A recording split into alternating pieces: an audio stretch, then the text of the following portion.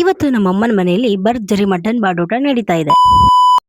ಜಾತ್ರೆ ದಿನ ಬರಕ್ ಆಗದೆ ಇರೋರು ಇವತ್ತೆಲ್ಲ ಬಂದಿದ್ರು. ಸೊ ಅವ್ರಿಗೇನೋ ಪರ್ಸನಲ್ ಕೆಲಸ ಇದೆ ಅಂತ ಹೇಳ್ಬಿಟ್ಟು ಬಂದಿರ್ಲಿಲ್ಲ.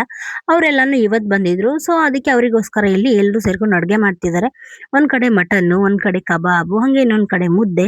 ಹಂಗೆ ಮಟನ್ ಯಾರು ತಿನ್ನಲ್ಲ ಅವರಿಗೋಸ್ಕರ ಇಲ್ಲಿ ಮೊಟ್ಟೆ, ಹಂಗೇನೆ ಕುಷ್ಕ ಎಲ್ಲರೂ ಕೂಡ ಹಂಚ್ಕೊಂಡು ಒಬ್ಬೊಬ್ರು ಒಂದೊಂದ್ ಕೆಲಸನ ಮಾಡ್ತಿದ್ರು. ಆದ್ರೆ ನಾನ್ ಮಾತ್ರ ಏನು ಮಾಡ್ಲಿಲ್ಲ. ಯಾಕಂದ್ರೆ ನಂದು ಚಿಕ್ಕ ಬೇಬಿ ಇದೆ ಅನ್ನೋ ನೆಪದಲ್ಲಿ ನಾನ್ ಮಾತ್ರ ಆರಾಮಾಗಿ ಟೈಮ್ ಪಾಸ್ ಮಾಡ್ಕೊಂಡಿದ್ದೆ. ಹಂಗೇನೆ ಇಲ್ಲಿ ಒಂದ್ ಕಡೆ ಅಡ್ಗೆ ಮಾಡ್ತಿದ್ರೆ, ಇನ್ನೊಂದ್ ಕಡೆ ನಮ್ಮ ಅಣ್ಣ ಅಷ್ಟರಲ್ಲಿ ಐಸ್ ಕ್ರೀಮ್ ತಂದಿದ್ದ ಅಂತ ಹೇಳ್ಬಿಟ್ಟು ಐಸ್ ಕ್ರೀಮ್ ಹಾಕೊಂಡು ತಿನ್ನೋಣ ಅಂತ ಕೂತಿದ್ವಿ. ಇಲ್ಲಿ ಗುಡಿಲ್ ಪ್ರಸಾದ ಕೊಡೋ ತರ ಒಬ್ಬೊಬ್ಬರಿಗೆ ಒಂದೊಂದ್ ಬಟ್ಲಲ್ಲಿ ಪ್ರಸಾದನ ಐಸ್ ಕ್ರೀಮ್ ನ ಹಾಕೊಡ್ತಿದ್ರು. ಹಂಗೇನೆ ನಾನು ಕೂಡ ಐಸ್ ಕ್ರೀಮ್ ಎಲ್ಲ ತಿನ್ಕೊಂಡು ಕೂತಿರ್ಬೇಕಾದ್ರೆ ಸುಮ್ನೆ ಕುತ್ಕೊಂಡು ಯಾಕೆ ಟೈಮ್ ಪಾಸ್ ಮಾಡೋದು, ಒಂದೆರಡು ರೀಲ್ಸ್ ಆದ್ರೂ ಮಾಡೋಣ ಬನ್ನಿ ಅಂತ ಹೇಳಿದಕ್ಕೆ ನಾವು ಕೂಡ ಯಾರು ರೀಲ್ಸ್ ಮಾಡೋಣ ಅಂತ ಯೋಚನೆ ಮಾಡ್ಕೊಂಡು ಕೂತು ಹಂಗೇನೆ ಒಂದೆರಡು ರೀಲ್ಸ್ ನ ಸೆಲೆಕ್ಟ್ ಮಾಡಿದ್ವಿ.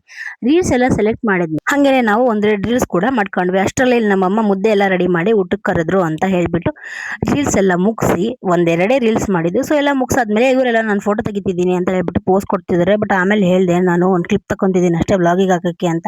ಸೊ ಹಿಂಗಿತ್ತು ಈ ಮಿನಿ ವ್ಲಾಗ್. ನಿಮಗೆ ಏನಾದರೂ ಈ ಮಿನಿ ವ್ಲಾಗ್ ಸ್ವಲ್ಪನಾದ್ರೂ ಇಷ್ಟ ಆದರೆ ಪ್ಲೀಸ್ ಲೈಕ್ ಮಾಡಿ, ಶೇರ್ ಮಾಡಿ, ಹಂಗೆ ಕಮೆಂಟ್ ಮಾಡೋದನ್ನ ಮರಿಬೇಡಿ. ಬಾಯ್. ಎಂಥ ಒಳ್ಳೆ ಮಕ್ಕಳಿಗೆ ಜನ್ಮ ಕೊಟ್ಟೆ. ಒಂದೊಂದು ಮುತ್ತು ಕಡೆ ತಪಸ್ಸು ಮಾಡಿ ಪಡಿಬೇಕು.